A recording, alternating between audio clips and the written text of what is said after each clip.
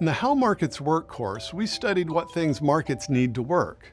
These include clear and secure property rights, an efficient and just legal system, and widespread virtues such as honesty, diligence, patience, thrift, and self-sufficiency.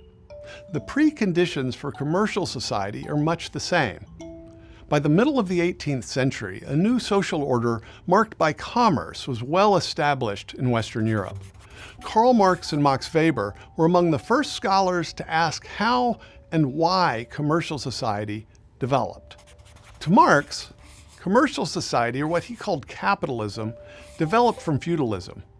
He claimed it would give way to socialism and socialism to communism. Marx thought there was a material law of historical progress that dictated changes in the means of production. There'd be little point in asking who, where, or why historical transitions occur. Historical figures and their ideas, Marx thought, were simply swept along by the tide of this historical law. Like all determinists, he exempted himself from his theory. Max Weber had a subtler idea. He argued that the shift from a feudal agrarian culture to a commercial one was due to Protestantism, and to Puritanism in particular.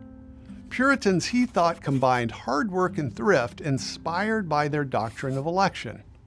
This was Weber's famous argument that capitalism emerged from what he called the Protestant work ethic.